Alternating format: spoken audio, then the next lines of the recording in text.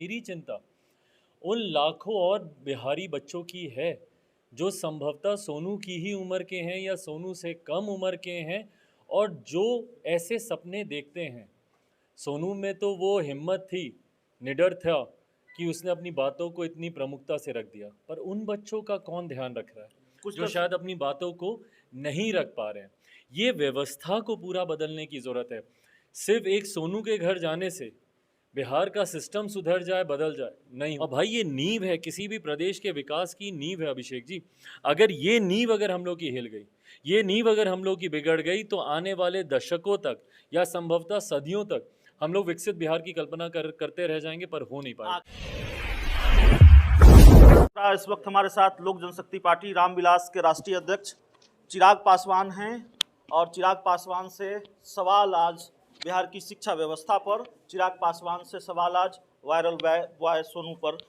चिराग जी, सोनू से शुरुआत करते हैं और बिहार की शिक्षा व्यवस्था पर बात करेंगे। कोशिश होगी कि गैर राजनीतिक इंटरव्यू हो।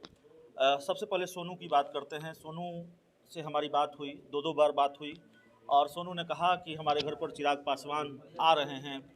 प्रोग्राम बदल गया है, कब जा रहे हैं? दूसरे राजनेता जा रहे हैं, बिहार के पूर्व डिप्टी सीएम भी गए थे।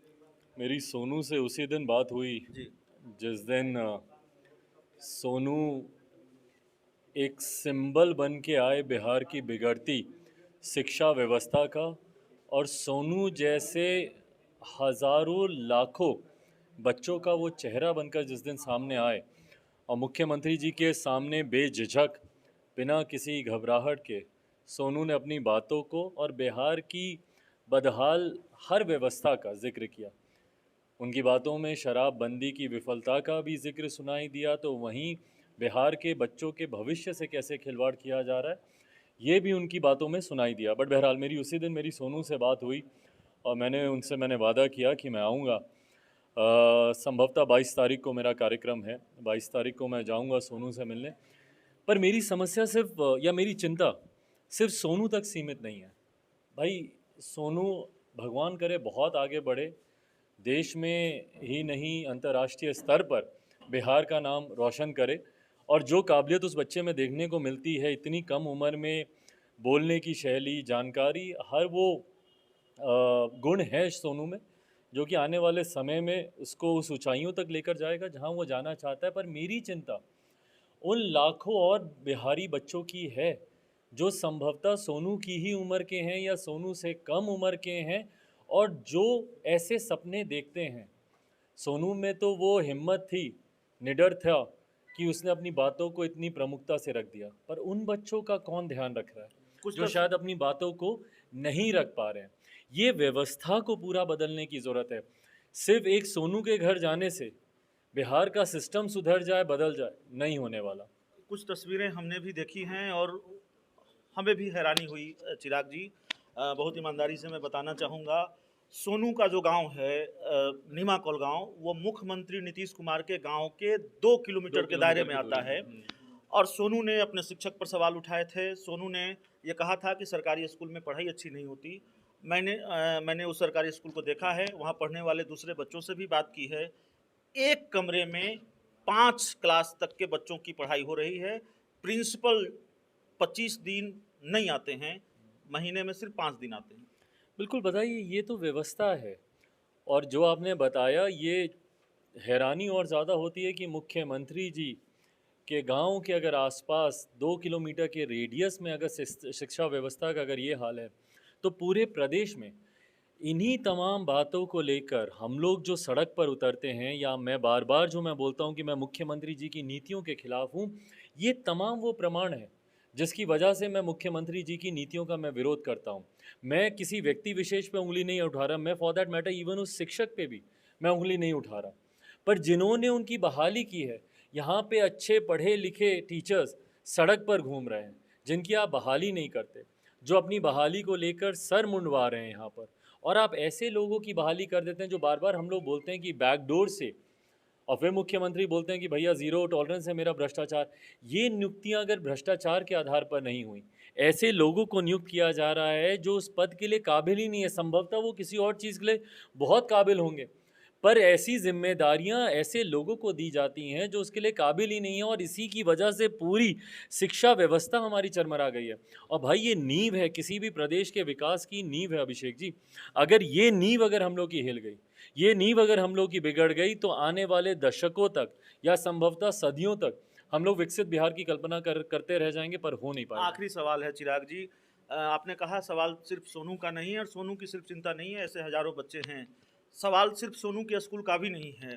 बिल्कुल। एक दूसरी जानकारी मैं आपको दूं, और एक तस्वीर आज मैंने और देखी है जिसको लेकर मुझे बहुत हैरानी हुई।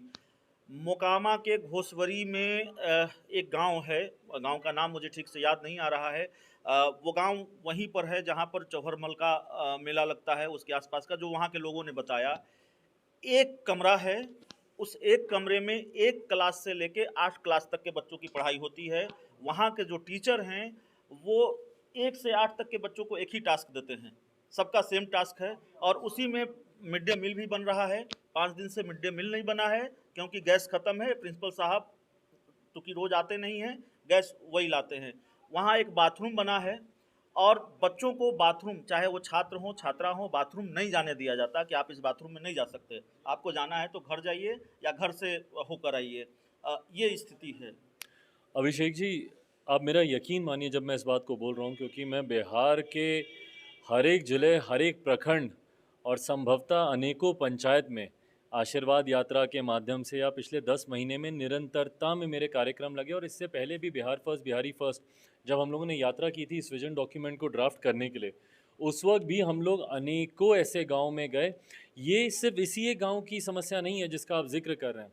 मैं दावे के साथ कहता हूँ, आप अपना कैमरा लेकर आप जाइए, बिहार के रैंडमली किसी भी गांव में घुस जाइए, और वहाँ के स्कूल की आप व्यवस्था देखेंगे, यही व्यवस्था है। ऐसी ही जर्जर हालत में आपको भवन मिलेंगे, एक ही कमरे में अनेकों क्लास, या फिर कहीं पेड़ के नीचे या कहीं आंगन में बैठा के वो क्लास चल रही होगी। शिक्षकों के नाम पर एक ही होगा, संभवतः अगर हुआ, जो कि हर सब्जेक्ट को वो पढ़ा रहे होंगे। प्रिंसिपल के नाम पर आपको दिनों तक वहाँ पे कोई नहीं दिखने वाला। ये बिहार के हर एक स्कूल की व्यवस्था है। मैंने जब Bihar first, Bihari first vision document जब मैंने ड्राफ्ट करना जब मैंने शुरू किया, और उसमें बिहार की शिक्षा व्यवस्था की समस्याएं साथ में उसके समाधान लिखे, उसकी मूल जड़ में ये तमाम मैंने समस्याओं का मैंने जिक्र किया, क्योंकि मैंने खुद अनुभव किया है। इसीलिए ये सिर्फ एक स्कूल की समस्या नहीं है। आप अनेकों स्कूल में चले जाइए, बिहार के किसी भी गाँव में आप चले जाइए, आपको स्कूल की यही और इसी के खिलाफ ही तो हम लोग लड़ाई लड़ रहे हैं। जो हम लोग के ऊपर दोषारोपण किया जाता है, और जब मैं ऐसी चीज़ों पे सवाल उठाता हूँ तो मुझ पे व्यक्तिगत हमले किए जाते हैं, दुनिया भर की प्रताड़नाएं मुझे देने का प्रयास किया जाता है। पर यही बातें मैं उठा रहा हूँ, यही बातें मेरी पार्टी उठा रही है। और अगर हम लोग इन समस्याओं से नहीं लड़ेंगे, आप बात करते हैं भैया लाउड स्पीकर की, लोग बात करते हैं हनुमान चालीसा पढ़ने की, यहाँ पे पढ़ाई नहीं हो रही है, बच्चे नहीं पढ़ पा रहे हैं। इससे बड़ा ज्ञान और क्या हो सकता है? जब आपका ध्यान इस तरफ नहीं है तो उस प्रदेश के हालात आने वाले समय में और बद से बदतर होंगे। तो प्रदेश के हालात और बद से बदतर होंगे, ये स्थिति है।